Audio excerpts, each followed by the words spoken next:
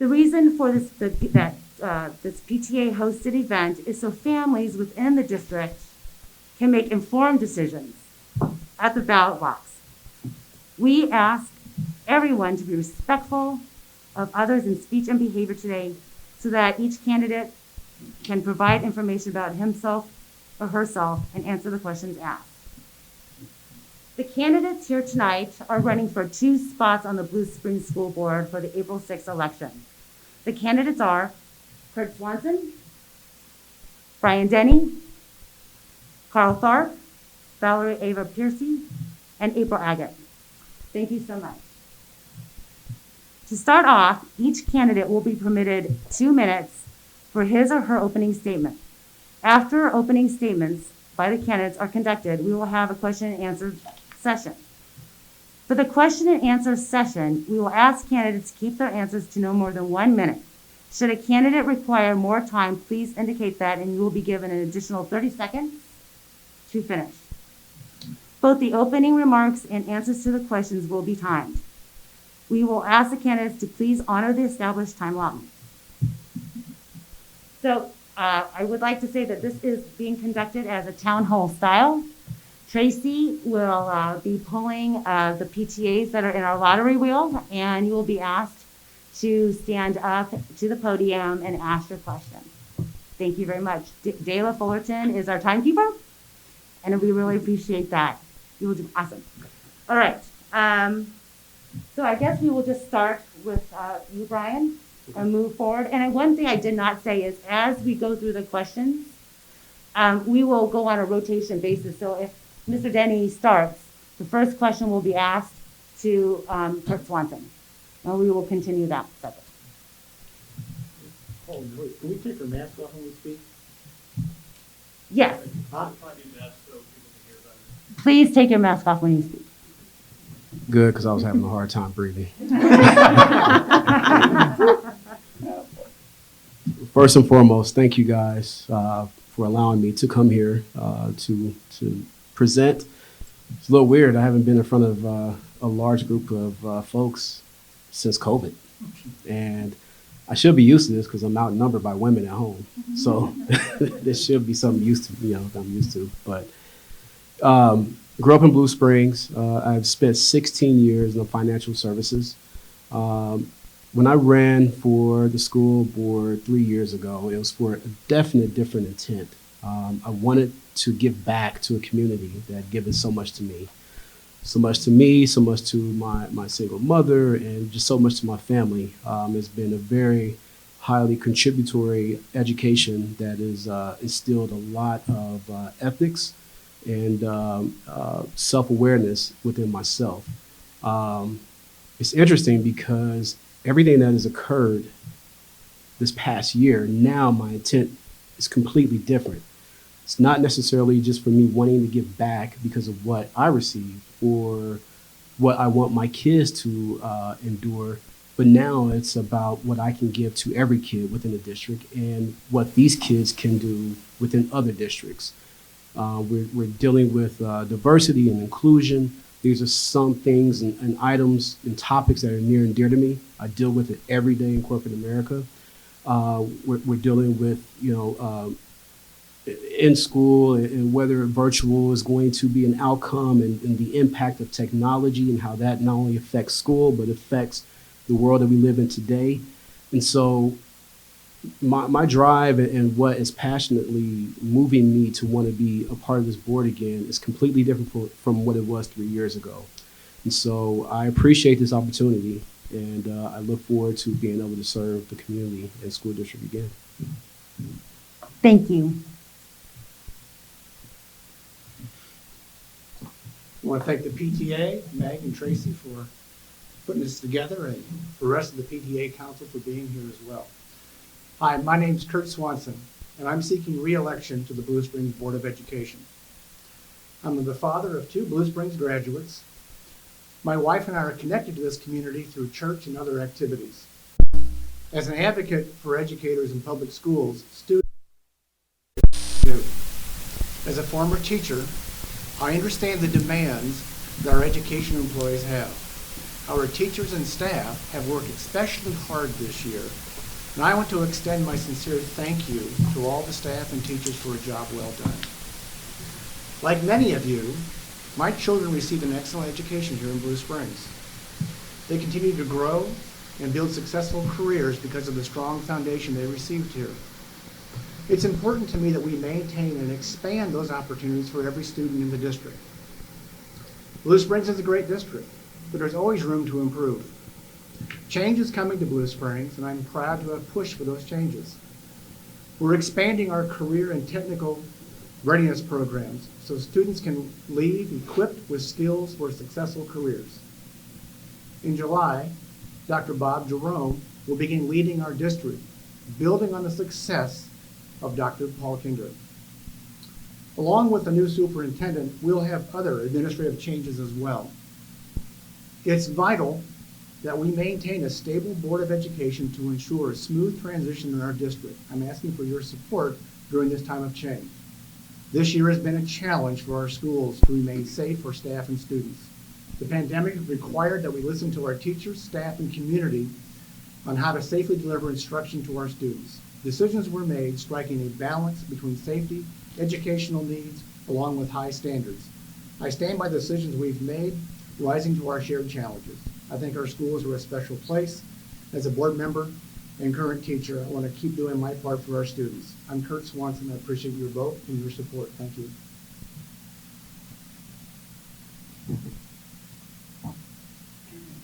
Thank you guys for having me, and thank you guys for being here. My name's April Agate, and I am an educator and a parent of 4 children within the district, including a child with autism. I am a board member of a nonprofit called Eyes Right Here, and we raise money for educators who serve students on the autism spectrum. We've even given grant money to teachers right here in the Blue Springs School District. I have been teaching for over 15 years, having taught special education, 5th grade and 8th grade science.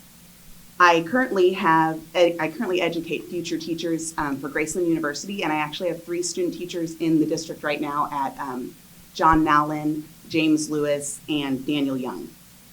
I have always had a passion for education and public schools. I have a strong desire to serve and be an advocate for students and staff. I want to do whatever I can to help the district improve and grow. All of my experiences, background, and desire to do what is best for students make me a great fit for the Blue Springs School Board.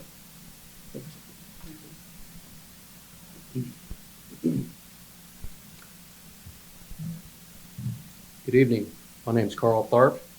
Let me start off by saying my family and I moved here to Blue Springs 10 years ago, and the Blue Springs School District was the major factor in that decision. I have 3 students. My oldest graduated 2 years ago and was a part of the Blue Springs School District's special education program from elementary through high school. My daughter excelled in academics and graduated last year with honors and now attends college. My youngest son is currently in high school and also attends CTC in a construction program. I can offer multiple viewpoints given the different pathways that my children have taken within the district. In my active involvement within the district within the last 2 years includes regularly attending board meetings and work sessions, being a member on the Blue Springs School District CSIP committee, which is currently developing our own Career and Technology Center here in Blue Springs.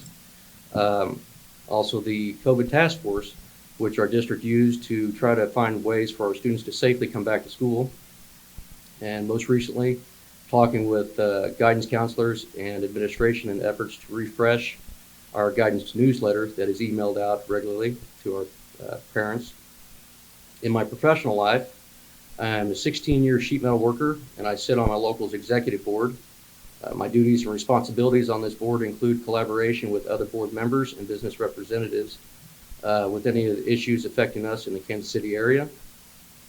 I help problem solve issues that may arise with local and signatory contractors and or our members and preside over trials. I'm also involved in the interview process for prospective candidates for our apprenticeship program.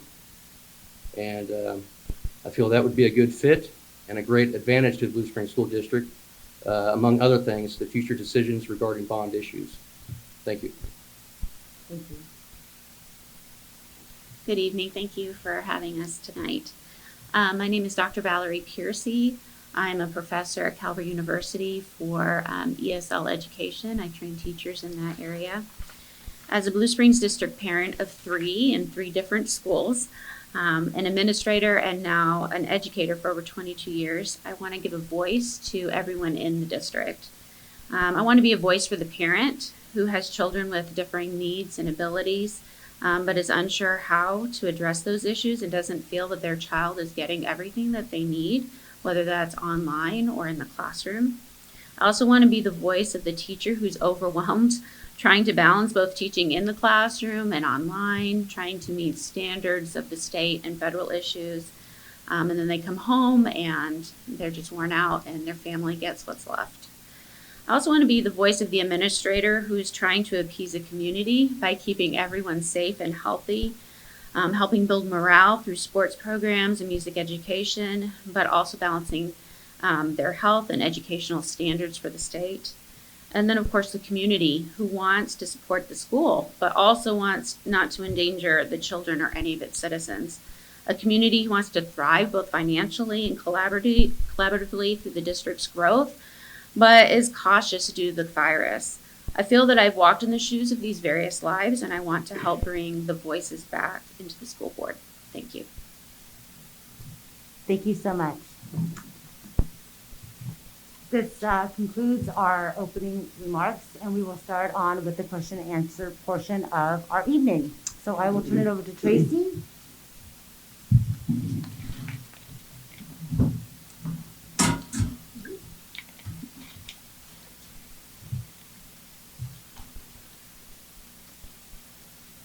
So John Nolan. And we will start with the first. Okay.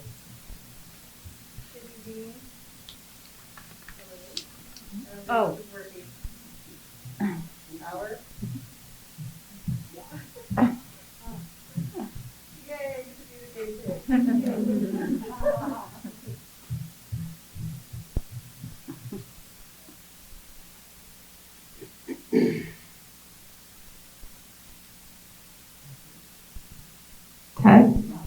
Here we go. My name is Bobby. I am from John Allen. I am on the board, PTA board of membership tonight. Our president couldn't be here today. So my question is, what do you believe should be the role of technology in education, especially with this last year? And how do you plan to address the digital divide, including social media and the recent hashtags that have been brought about? Could you repeat the last part of that question? More specifically with social media and the recent hashtags that have been brought about, more specifically with JAG and Wildcat TV. There's a lot in that question, thank you. There's a lot going on. There's a lot going on. With technology, I hope this pandemic is behind us soon. And when we do, I think it's vital and a priority as a board. Reflect back on the lessons learned with the pandemic. The pandemic really was a time to test, can we deliver virtual instruction? And all those fault lines about accessibility to technology, access online, kids who are not logging in, all those problems surfaced. They will not be solved overnight, but I do believe it's time to really, when this is over, reflect and look at the lessons learned. I do think going forward, we will retain some measure of virtual instruction for the foreseeable future. Some students really thrive. You still can't replace the classroom teacher and in-person learning. There's nothing like it. But I do think there's a virtual component, and those aspects that went well, we need to retain and keep those and enhance and make those better. Just getting devices in students' hands, we realize, is just part of the problem. 30 seconds, thank you. The other part, the social media. If anybody can tame social media, you know, you should start your own company and make yourself a nice retirement nest egg. It is one of those avenues of communication that is like the Wild West. There's not a lot of control with that. But the best we can do as a board when these hashtags start is listen. Behind every outburst of anger or frustration, there's a message behind that, and if we can look beyond the noise and beyond the rhetoric, what is really going on? And I think it's going to be important that we sort out the fact from just raw emotion and find the best way to address those needs that they're missing. Thank you. Thank you.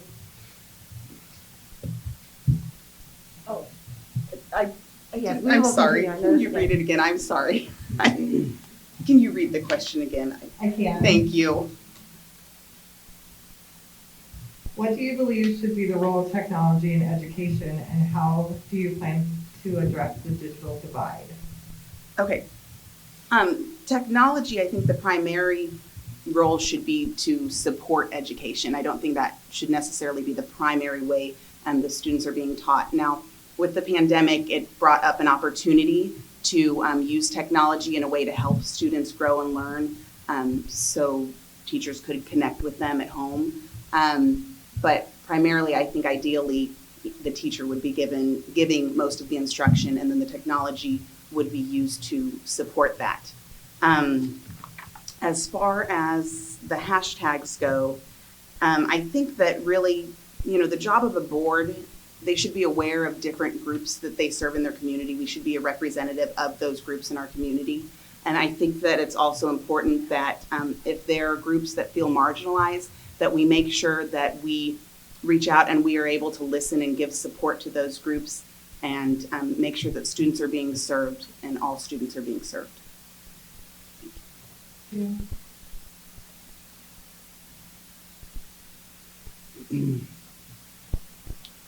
Let's see. The question about the technology, it's a must in education nowadays, but it's not a replacement. It should be used as a tool. It makes, in my opinion, I think it would make learning more fun and more attentive for the students. The social media part of your question, students are still governed by certain rules and regulations, unlike professional journalists. But their voices in what you're regarding to still need to be heard, and I understand that.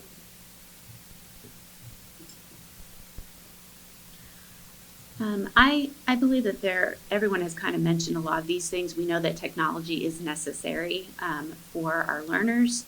It's necessary for their future, so we need to have it in the classroom as a learning support. But I do think, because we've been kind of pushed into it due to the virus, that there are some things that we need to address. One is assessment. What gaps are we missing with all learners, individual learners, special needs learners, ESL, all of the different groups out there, that there are some gaps. And so assessment needs to happen to figure out what it is that maybe they're lacking. And so that's one area I feel that is something we need to address in lieu of technology. Another thing is what you mentioned, the digital divide. I think that as a parent myself, and I know technology pretty well, there is definite training that needs to happen for parents in regards to all of these platforms. And I know that there has been some, but it's not enough, because I know I have a 6-year-old and he doesn't know what to do, and I'm trying to manage and figure it out, and it's not enough.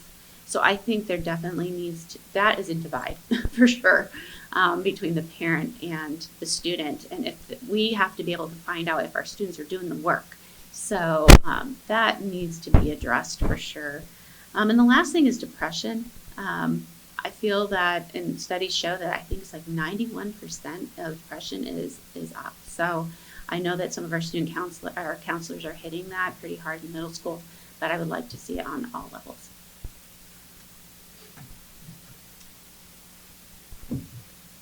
Um, we had this discussion, I guess, 3 years ago, and I'm going to say the same thing I said back then. We have to be proactive instead of reactive. And what I mean is, obviously, we know technology is being disruptive in every single sector in the whole world. And so I believe that we have to be proactive and find a solution how to be prepared for pandemics or any other situation, uncontrollable events that may occur. In regards to the social media question, there are a ton of kids that feel as if they do not have a voice. And I think for some of us leaders, whether it's board members or even teachers, we have to be cognizant and mindful of what maybe kids are trying to convey and find a way to open up communication. And I think once you open up that communication, gain some type of trust, in my opinion, I think it will actually open up a comfort for kids to open up a little bit more to where social media is not the only solution. Thank you so much. Thank you very much.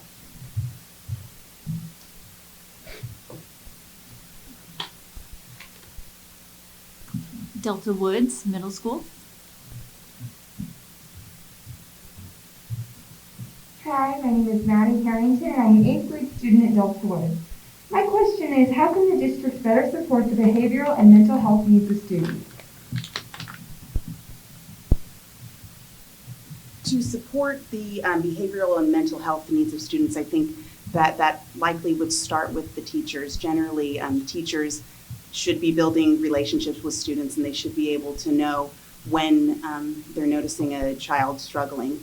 At that point, I would say that the teacher should intervene and then reach out to someone to either get further support, whether it's the school counselor or finding outside resources for the child. So I think that as far as supporting the child in that way, the teacher's probably the first step, and then seeing if they can need other help somewhere else.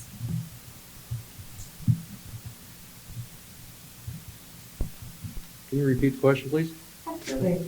How can the district better support the behavioral and mental health needs of students? I think a lot what April had just said, but the teachers are going to be the first ones seeing it in the classroom, and they would be recommended towards the counselors, and I think they would be the best individuals in determining the next step course of action.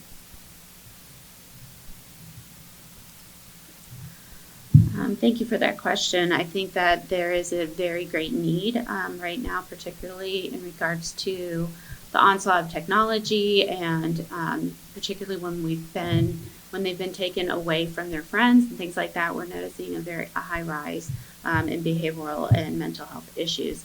I know for sure in the middle school, particularly, my daughter is here at Paul Kinder, and they are having a study that she is part of. I was asked if she could be part of it, and it has to do with social media and technology, and it has been very beneficial for her. They've been talking a lot about some of the things that they feel and how they're supposed to react, and it's been a really good study, and I think that's a starting place, for those kinds of things. I do think teachers and parents need training in this as well about what to look for, what are the signs, because this is new for all of us. I'll piggyback off Valerie as well. Again, I think being as alert as possible, and thinking about how effective and the pandemic has been. I think we all have to be aware of mental health and some of the illness that we are encountering. But I do think it starts with the teachers, but I also think that it needs to be a topic that needs to be discussed by not only the teacher, but even her direct report as well. And I think it needs to be handled progressively. Can you just bring the microphone closer to you?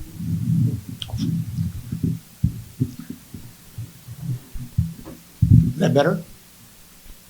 Okay. A little closer. Hey, all right. Want to make sure. We'll get the technology down. See, there's gaps in technology everywhere.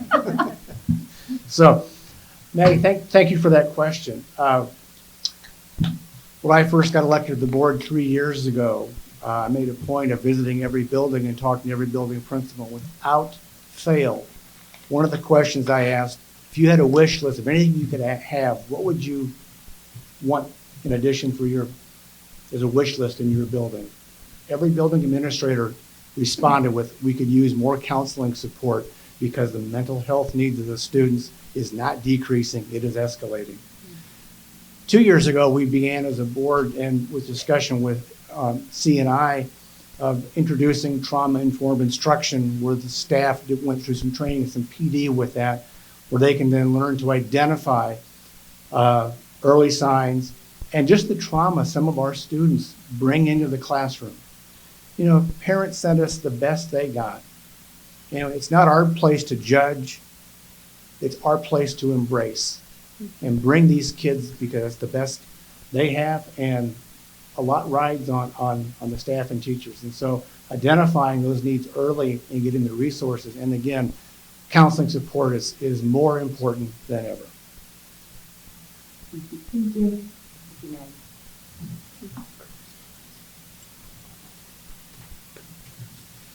James Lewis.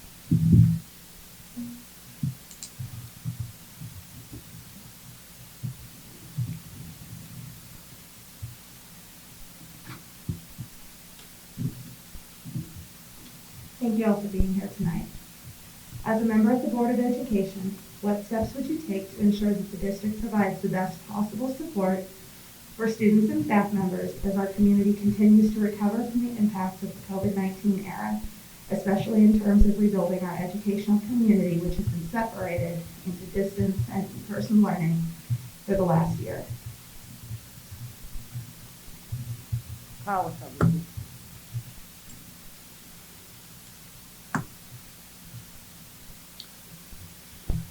From the start, the COVID pandemic was a fluid situation. Not so much anymore. It seems like it's starting to wrap up. I think that the educators did an excellent job with what they had to deal with. They were on the front lines, and they need to be applauded for doing so. I think it was a learning process as well for everyone involved in the community. And I think that we're going to take a lot away from that and move forward in policies that come in the future. And I think it's going to be good.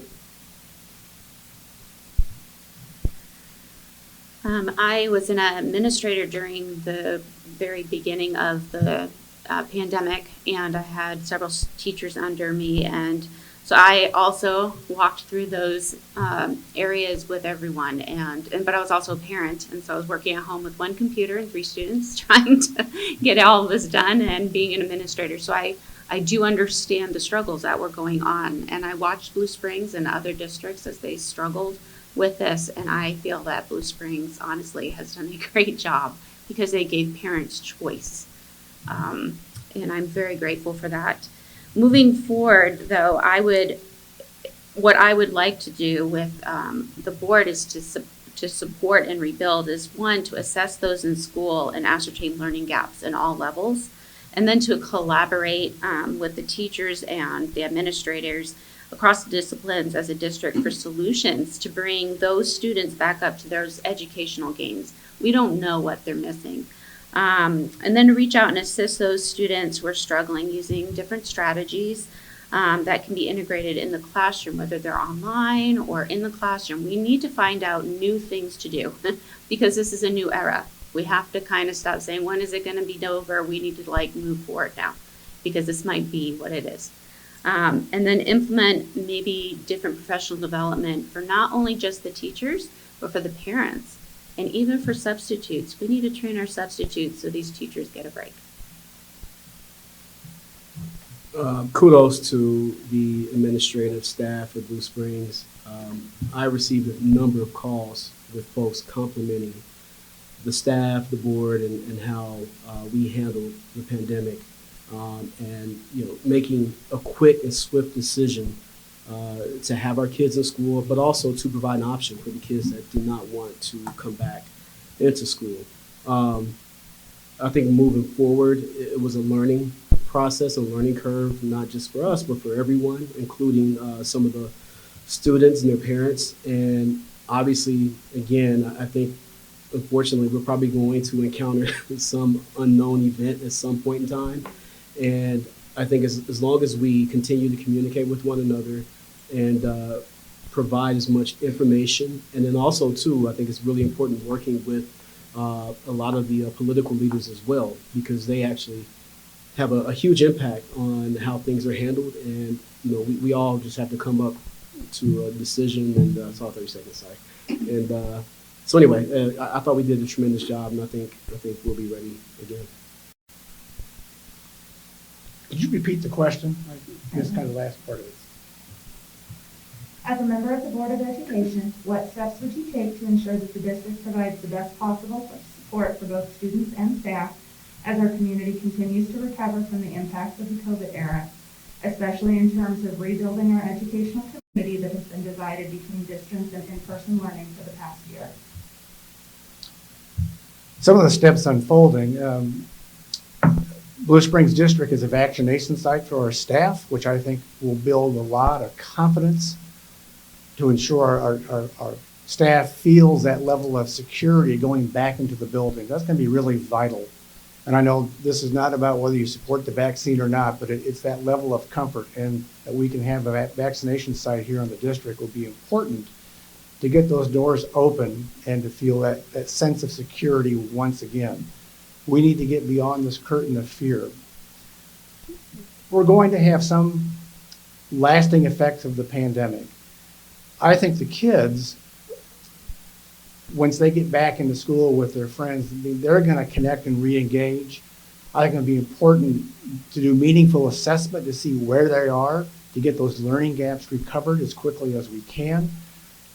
And that's not going to, again, we got in this process a year ago. Do you realize that this was the last normal week we had a year ago? And so here we are, and we're still trying to figure out lessons learned. This is kind of like building an airplane while you're flying it. I'm just waiting for the landing, and we can disembark. But I think students can catch up pretty quickly. They'll regain those gaps, but we have to be mindful of knowing where they are so we can push them in the right direction.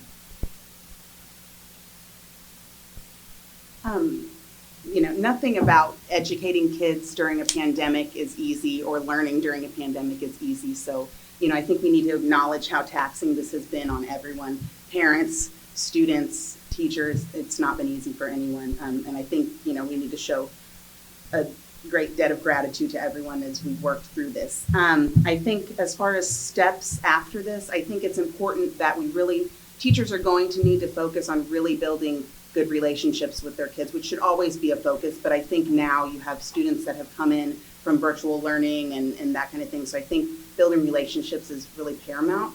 And I think to help also this, we have to listen to the teachers and see where the students are struggling and what we can do to support them.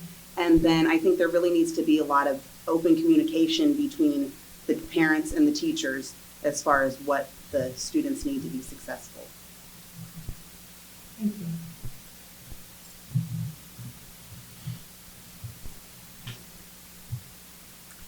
Voice Spears.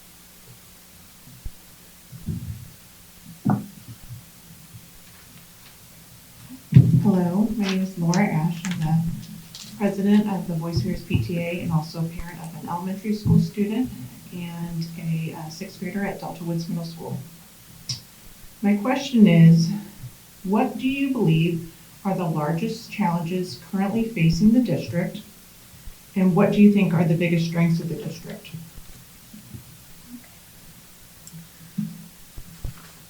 I would say that one of the greatest challenges will probably be that some student grades are struggling because of online learning and just that, jumping into it and trying to adjust, and whether they're online or in the classroom. And I know just from personal being a parent, my kiddos struggled last year at this time, and they were A students. They struggled. So I can imagine students who have learning issues or language issues or whatever, how they might be struggling, or students whose parents may be not very involved, how they're struggling. So that is probably one of our biggest challenges. And I know, last year we didn't do our MAP testing, so now this year we're going to kind of see, that will help us kind of see where we're at a little bit. But I know that that's not the end all with assessment. The other one would be teacher retention. According to some studies I've done, it seems like 71% of administrators and school board members predicted this year that substitutes will increase because teacher retention is going to be really difficult. So I know in our district we're doing well, but that would probably be one of my concerns. I think for our district, some of the probably biggest challenges is the size. I think we continue to grow. I think sometimes when we continue to accomplish new heights and receive awards, there's a high level expectations. And I think the strength behind that is I think we respond to that in a very great manner. I agree with the last statement that addressing how the students respond to coming back to school is going to be a challenge, and being able to fill that gap of some kids that have been left behind is not going to be easy. But I think most school districts, we're all going to be in the same boat.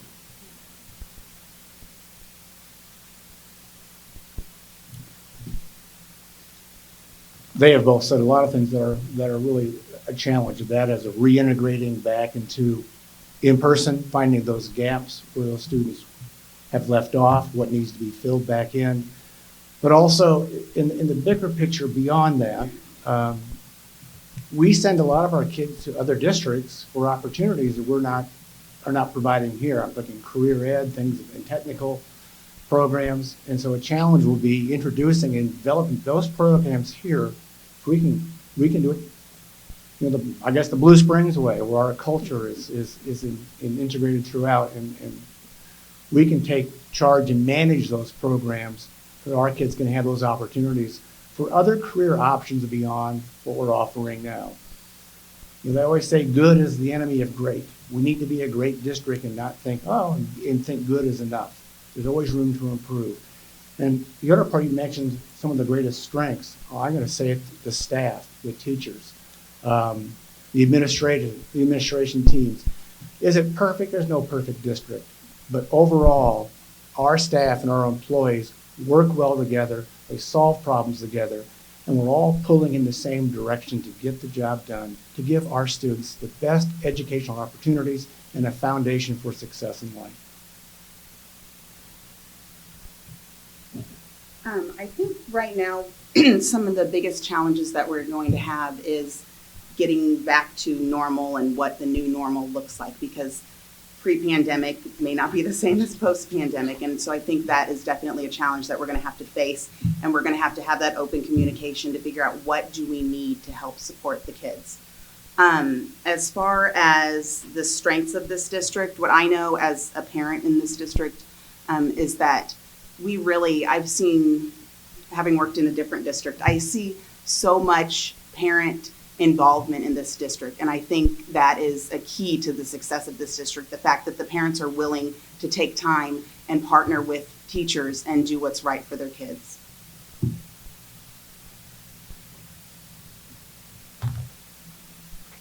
One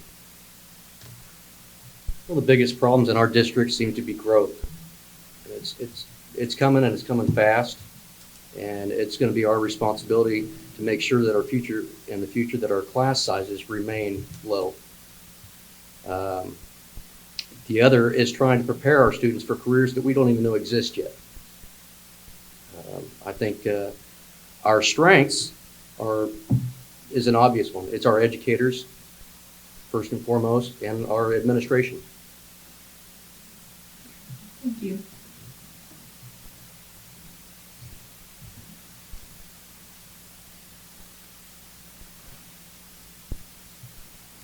Brittany Hill.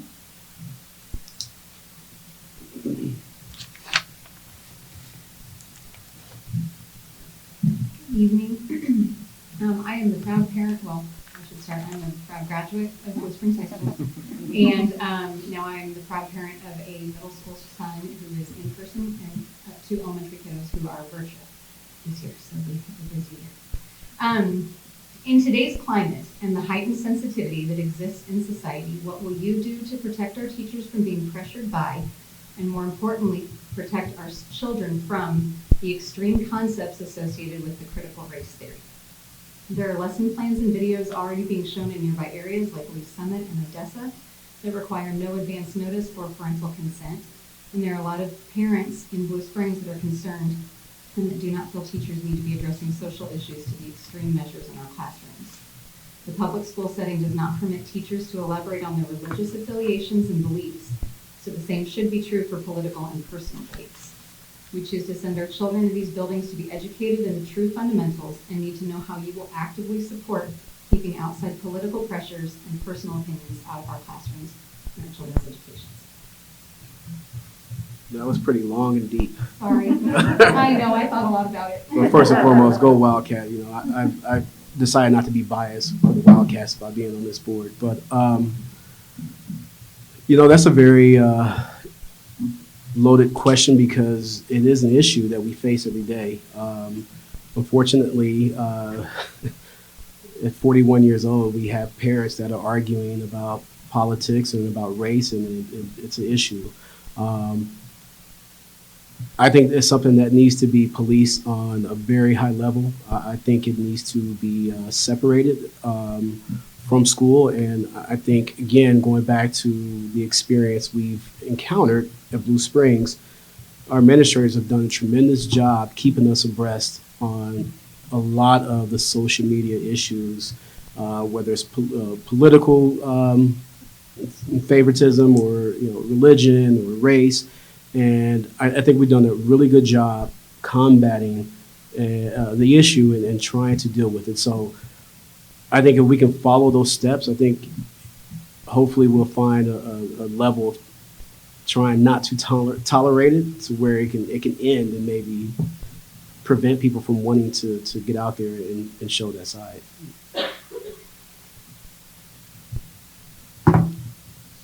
There's a lot in that question. I think it's a reflection of the current realities all of us face in communities right now. You mentioned critical race theory, and although I'm aware of what that is and some of the components, I am by no means any expert on that, and would probably do it an injustice even trying to describe the components. I think there's room in any professional development program where we can make sure we're talking to each other, learning from each other, and learning about our differences and how we can support each other. I don't believe we should be making a focus. I know we talk about a lot of our neighbors to the south and how they've made it a central focus, which has created some division and maybe even lost some of the intent of what they were trying to accomplish. As the board, and as our board, we've had these conversations and we have rejected that type of extreme focus on any program. We did adopt last summer the Equity Committee and embrace that to address these concerns so we can learn to really talk with each other and learn from each other. And one of the first things the board that we did was to modify some of the board policies to support that committee's work as they reach out to the students and with the faculty so we can build a more inclusive type of environment. But there is no room in the classroom for extremes. All of us have a bias, I get that, but that needs to be parked in the parking lot when we come in and educate our students. Thank you.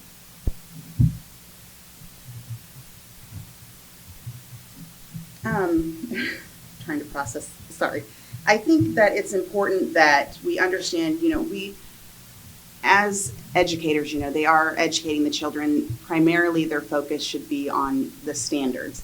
But as we know, social issues do come into the classroom sometimes. I think it's important, though, that as an educator, you make sure that you are not swaying someone one way or the other for your personal beliefs. I think it's important that we teach kids how to problem solve, how to think critically, how to make decisions without influencing them in a way that may exert our personal beliefs on them.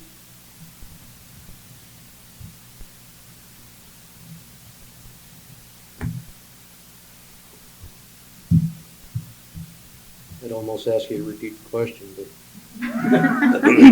I think I get it.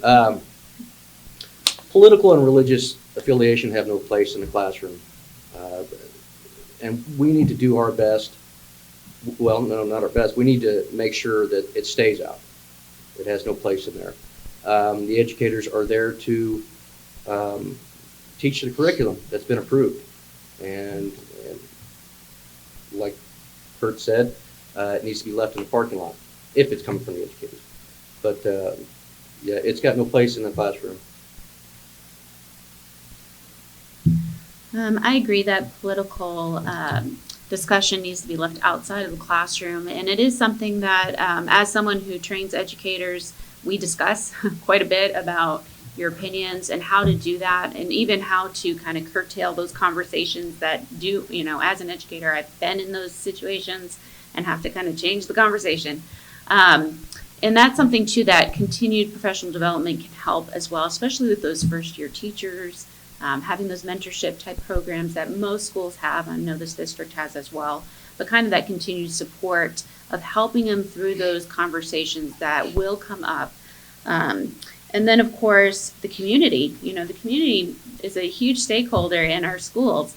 And so if we're showing love and acceptance and not having this biased opinions, that's going to reflect in our day-to-day life in the school as well. Thank you very much.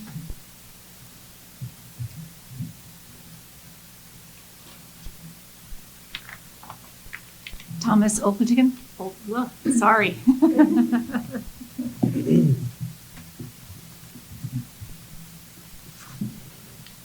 Good evening. Thank you for joining us. I am the PTA president at Thomas Opetigan Elementary and a proud parent of a high school graduate at Blue Springs and a second and fourth grader at Thomas Opetigan. My question tonight is, if elected, what skills, connections, resources, and expertise do you have to offer, and are you willing to use on behalf of the organization?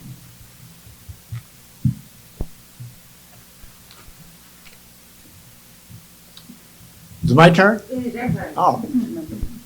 So just want to understand the question, what skills do you bring to the office? Is that? That's correct. What skills, connections, and resources and expertise, do you have to offer and are willing to use on behalf of the organization? So my background as a former educator brings an understanding of all the demands that are placed, not just on teachers, but our bus drivers, our custodians, our cooks, our maintenance. All those have different challenges and demands within the school system. I have a master's degree in administration, was working on that path in part of my career. And so I have a good understanding of how districts operate from top to bottom and the role that board members play. I bring board experience and want to continue to enhance that experience and bring that to the board to continue with serving our community and our district. In my day job, I'm an advocate for teachers and public education. There's times I'm communicating regularly with our elected officials in Jeff City and understanding what's happening in Jeff City and its impact that it has in our district. And if you've been following Jeff City, there's a lot of stuff happening this year that is not in the interest of the Blue Springs School District. So being mindful of what's going on politically, because it does have an impact on the schools. I have a strong background in school finance. I do a lot of teaching and training with that, and that's been of value in the budgeting process and having those conversations, at times getting out into the weeds with our CFO about the minutia of school finance. And there's a handful of people who enjoy that, and sometimes I enjoy that more than I should. But and I have a servant heart. I want to serve. I think when you get into education, that's part of the calling you have, is to serve others. And I have a servant heart, and I'm going to continue to serve our community. One more time with the question, please. No problem. If elected, what skills, connections, resources, and expertise do you have to offer and are willing to use on behalf of the organization? Okay. My entire professional work has been in schools. I've been a teacher for over 15 years. I've taught in public schools. And as I've said in my introduction, I've taught special education, 5th grade, middle school science. I currently am part of a board, Eyes Right Here, and we give money to educators that work with students on the autism spectrum. In fact, tomorrow I'll be at Cordell Mason presenting a grant to one of the teachers there, and I will continue to do that. That's just one piece of service. I like making connections with people and figuring out what I can do to help and improve things, and I will continue to do that. So I look forward to continuing to make connections and seeing what I can do to help support teachers and parents in the district.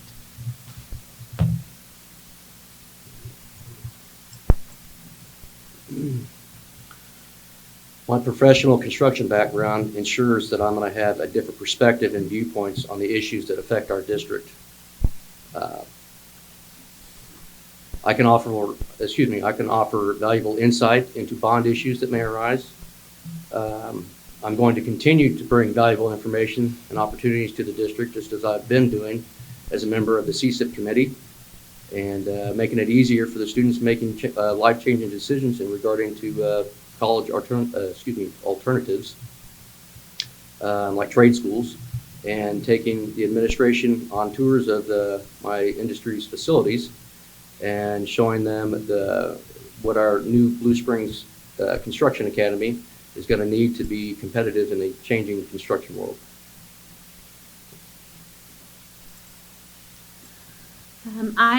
Like I said, have 22 years of teaching experience, and it's been from elementary all the way through college. I have my doctorate in K-12 organizational leadership. So with that, it kind of gives me a perspective of all the different things that are necessary for the board, and all things that are necessary within the classrooms for the students as well as the parents and the teachers.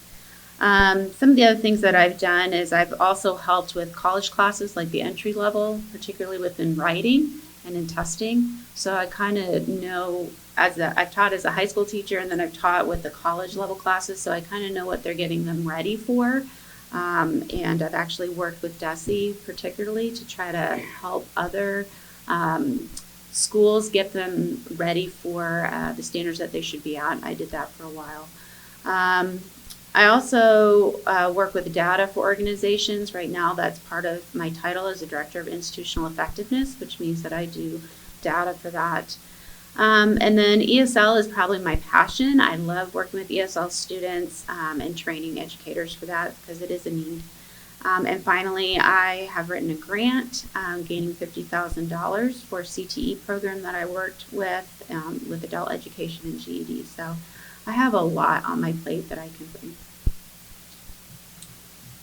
So I've been in the financial service field for 16 years now.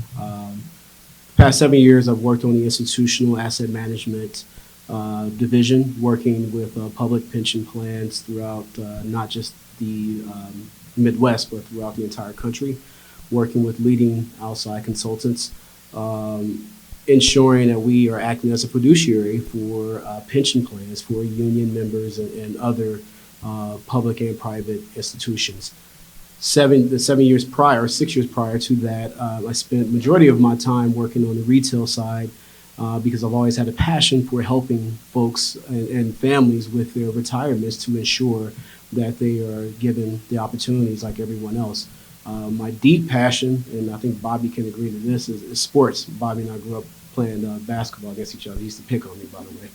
And but love sports. You know, because of Blue Spring Sports, I felt like it's given me a different outlook on life, and so very passionate about sports. But my day-to-day passion is financial services. Thank you.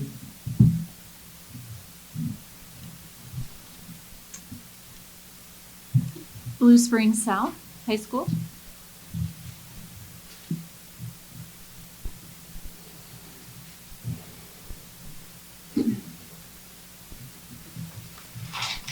Dayla Fullerton, and I too am a graduate from Blue Springs High School, and I have two that have already graduated, and a senior and a junior attending Blue Springs South. What motivated you to run for Board of Education?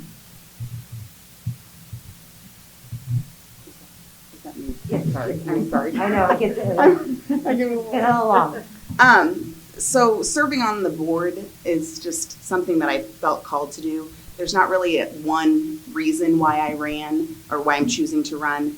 I feel that needs to be someone with my professional experience and my passion for students and for education on every school board. I also think that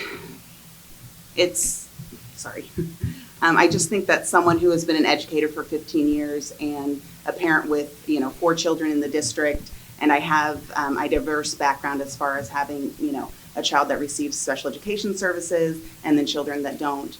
And I think that being able to advocate for teachers, for parents, and for students is something that I'm very passionate about, and that's why I'm here.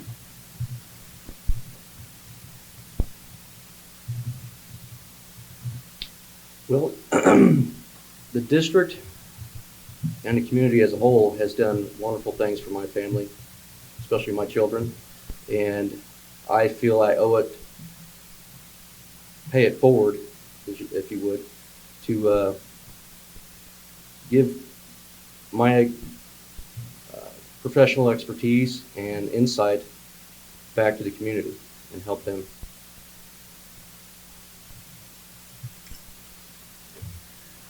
I agree with a lot of what they just said. I do feel called as well to do this. It's something I'm a religious person, so I've prayed a lot about it. And I really do feel that this is something that I've been led to do. I do feel that people, in the community, if you want change to happen or if you want things to continue, or you need to be part of the process. And so I feel that that's why I want to do this. I'm an educator, I'm a parent, I'm a community member, so why not get involved and let's see how things, be part of it. And this is what I want to do. So. For me, 3 years ago, I ran because I wanted to give back. I also ran because at that moment in time, I had 2 daughters in the district. Now I have 2 daughters and 2 more coming up after them. So I want to make sure I can see every boy that they date. But more importantly, again, there's so much that is transpired, and I feel like with my experience and what I deal with on a daily basis, whether it's environmental, social, or governance, I feel like what I experience on a daily basis, I feel like it can add and bring a lot of value to some of the things that we're encountering today within the school district.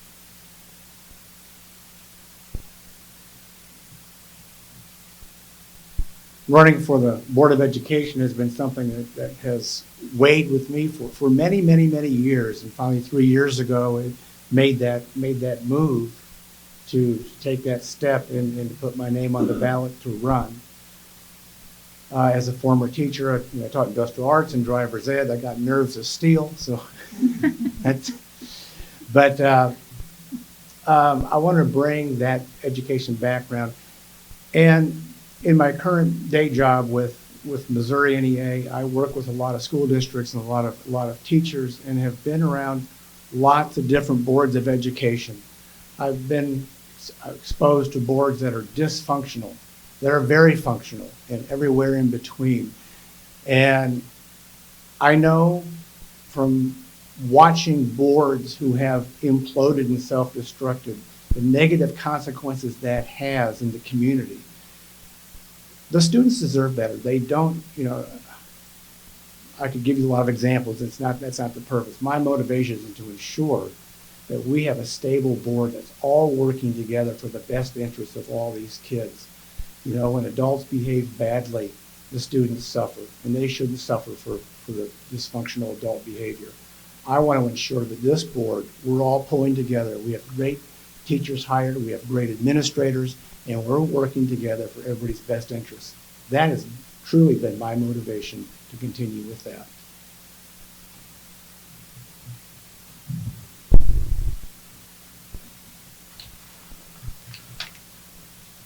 Chapel Lakes. Hi, my name is Jessica Harrington, and I'm the PTA president at Chapel Lakes Elementary. My question for you is, how do you reintegrate the struggling distance learners back into the classroom?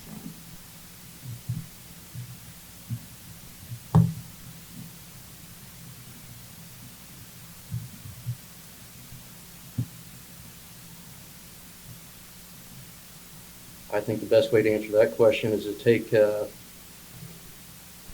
let the voices of the educators be heard. They're the ones that dealt with it. They're the ones that implemented it, and their insight on the matter is most valuable. So we'd have to start there.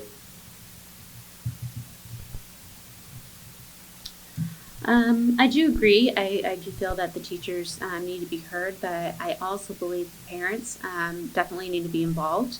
I also think that there needs to be a process. You know, a lot of what's being done is kind of this hybrid model with teaching, where they're doing, you know, some teaching that's live, some of it is taped, and they look at it later, or it's kind of an in-between model. And I actually do a hybrid model. I teach online as well, and in the classroom, so I know kind of what these teachers are doing.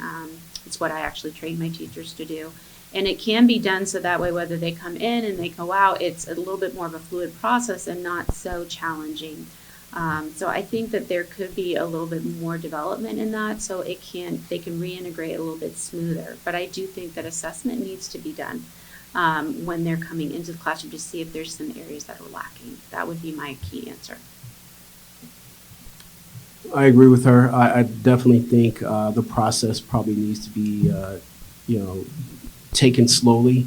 I also think, in addition to the parents and the teachers, I think counseling needs to be incorporated in this process as well. I think for some of the children that have chosen to go virtual, there's probably a number of reasons as to why they probably maintained this position throughout the year. And so I think it needs to be a team approach, and I just think it needs to be taken slowly and best for the kid.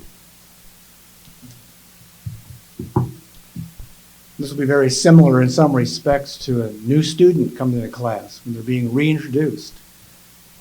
And even more important than that, when there's a grade level of students who are transitioning from like elementary to middle school or kindergarten roundup, there's a time when you can bring these students in, they can meet with their teachers and spend that time with their parents and just getting to know each other once again. That can be a pretty important step of just that reintroduction, maybe just doing that all over again, finding that time to carve out 1 or 2 days where they can come in small groups, meet with the counseling staff, meet with teachers and other students who can be, the ambassadors back on the welcoming committee and bring the welcome wagon out. Possibly encouraging summer school. Summer school might be the great segue into learning next year to encourage parents to consider summer school in person.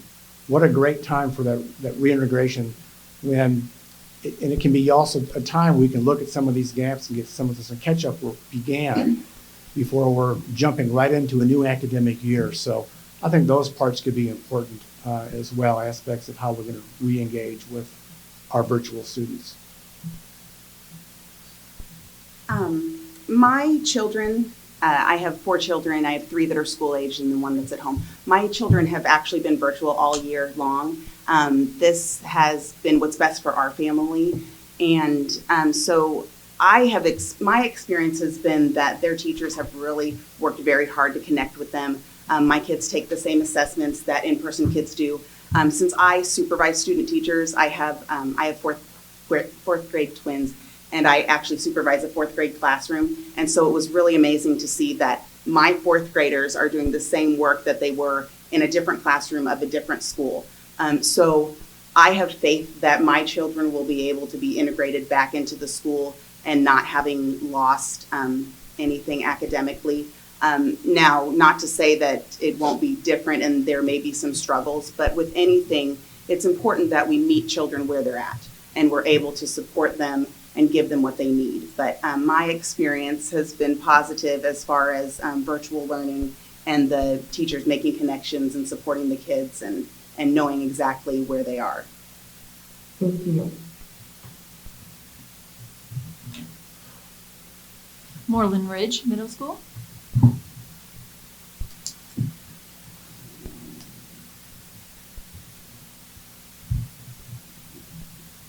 Hello, thanks for coming. My name's Melissa McVeigh. I have two daughters, one at Blue Spring South, she's in 10th grade, and another daughter in Moreland Ridge Middle School, she's in 8th grade. My question for you is, what are your thoughts on your school district's programs for special education students, English language learners, and gifted students? I think that we're doing a pretty decent job of at least addressing some of those issues. I don't think that we're doing all that we could be doing. I'll be honest, since that's kind of my kind of niche in the world is ESL particularly, but also other individualized learners. When I've studied the surrounding districts, I'll be honest with you, we're not meeting all of those needs like we should. And a lot of it has to do with money. I mean, that's just what it is. We don't have the funding that we need to have the teachers we need. But a lot can be done through professional development to train the teachers we have. We can have teachers who are teaching ESL, for instance, or teachers who are teaching special ed to help with some of those who are mainstreamed in the classroom. Those who have, gone through some of the training already, or who are ready to go into the classroom, or who have been pushed into the classroom. Now we need to train those teachers who are already in the classroom, but maybe don't have the training. Another thing we can do is maybe help those teachers get some certificates. So, is there a way that we can, we need to start problem solving some of these issues, because we may not be able to add, 20 more teachers for these different programs, but maybe we can equip those who are there. So there are ways that we can work with this. So that's my thoughts. I think that's a great question. I think it comes up a lot. I think it's been similar to a lot of the topics. We're trying our best, and I think the biggest solution to that is really trying to provide training and also just trying to increase teachers' awareness and just trying to find a way to give them support in order for them to be able to deliver the type of training.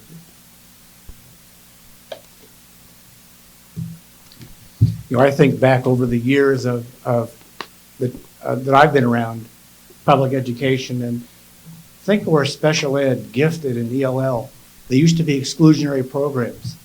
Those kids were not part of the mainstream. Now they are. And, well, that is fantastic. And I think it's important that those students are. It also brings in a new set of challenges.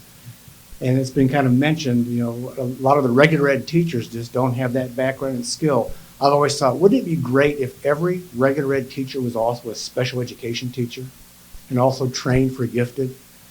And there's a handful that are out there, and bless you.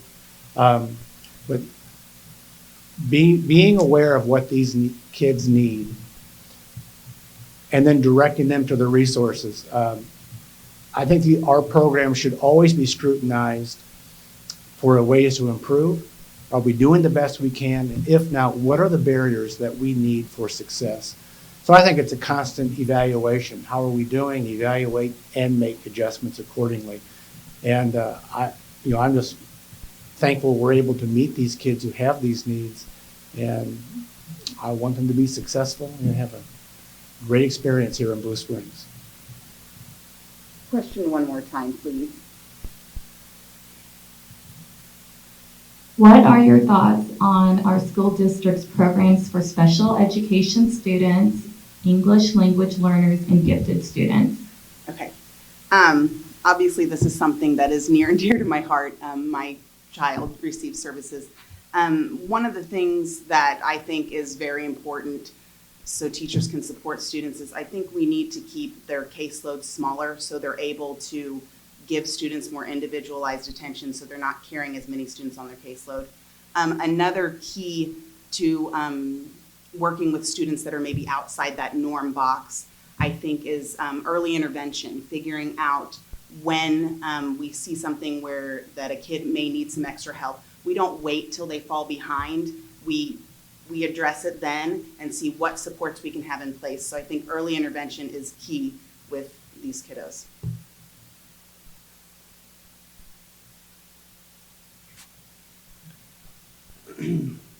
My oldest son went through these programs. I think these programs are great. As April has mentioned, that lower caseloads would be a good start. Also improvement with staff. More staff is probably needed, in particular paras and facilities.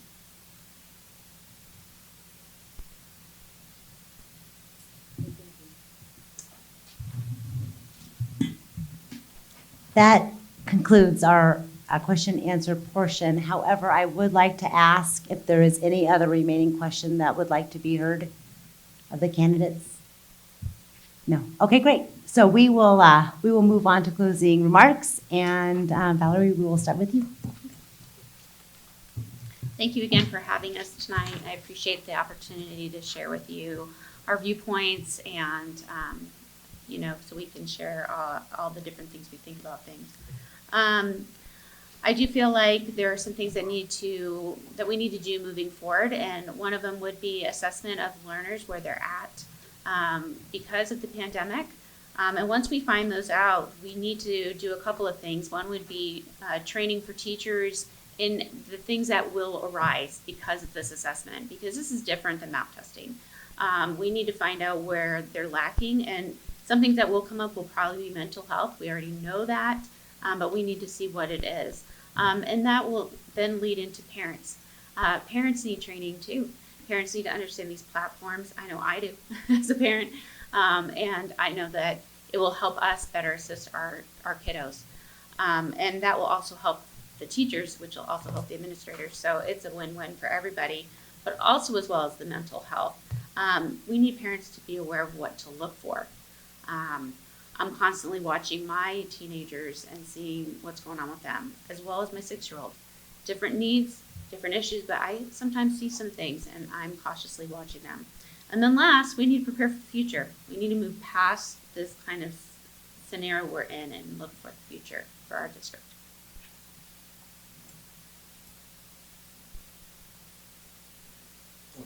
Sorry. Oh, I'm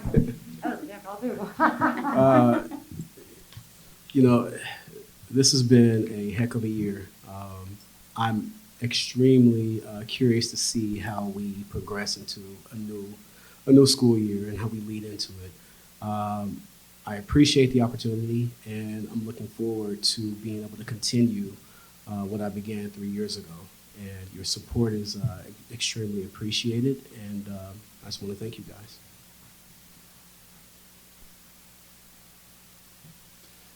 First, I want to acknowledge the other candidates who have chosen to put their name on the ballot. Well, I know politics is very divisive right now, so regardless of who you vote for, I hope we can all thank everyone who had the courage to put their name on the ballot for April 6th. When I told my family and friends I was seeking re-election to the board, I got a lot of questions, but most would boil down to why. And I get it. It'd be easy to focus on other things, move on with life, but when you get into education, you don't do it for a fancy corner office, a big job title, or because it's easy. You do it because it's a calling, because you believe in students and all that they can achieve. I've been lucky to see hundreds of students move forward in life, start families, careers, and prosper. I think every student deserves the same. While serving on the board, my focus has been and will continue to be ensuring every student is in a classroom that inspires them, that teachers are equipped to help them achieve, and we create new opportunities for their success beyond the classroom. I'm excited for our students as we partner with community colleges, universities, and expand our career education opportunities. In my board experience, we stayed focused on maintaining high standards. This past year, we were challenged with maintaining high standards against the backdrop of the pandemic and keeping our students and staff safe. We met this challenge, and now I hope you will allow me the opportunity to work on our next set of challenges. Once again, I'm Kurt Swanson, a former teacher and current board member. I'd be honored for your vote and your support for the Blue Springs School Board. Thank you. Thank you guys for hosting this forum and having us here. I really appreciate it. I decided to run for the school board because I feel that there's a need for someone with my personal and professional experience on all school boards. I have a passion for education and everything that's related to school. School boards have the responsibility of serving the entire community, and they set policies that tackle a multitude of issues and affect a wide range of people. As someone who has been an educator for 15 years and a parent with 4 children within the district, I have experience with all sides of the equation that allow a district to function. As a result of this, I have a keen understanding of the compromises involved and the effects of those compromises on all parties when a school board has to make a decision. I hope I'm given the chance to serve and represent our community as a member of the Blue Springs School Board. I would appreciate your support and vote on April 6th. And I would appreciate it also if you would visit my Facebook page, April Agate for Blue Springs School Board, to connect with me. Thank you.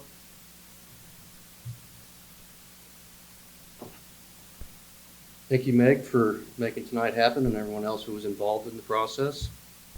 It's my understanding that the community and the board have lost a connection. I build things for a living, and I'd like the opportunity to rebuild that connection. As a representative of the community to advocate for our students, we need a dialogue between our district and the community. Also, with my distinct background and knowledge, let me bring that diversity to make for a more rounded board. Let me help build a better future for our students filled with more choices and opportunities.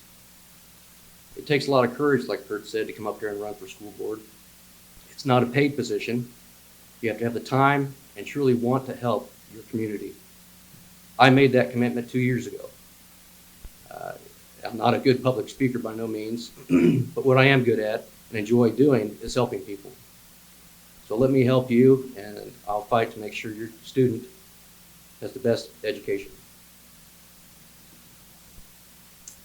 Thank you.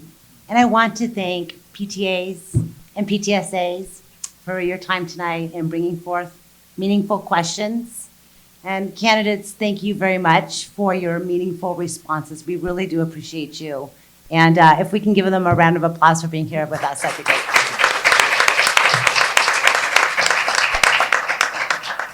And so our meeting is adjourned. Thank you so much.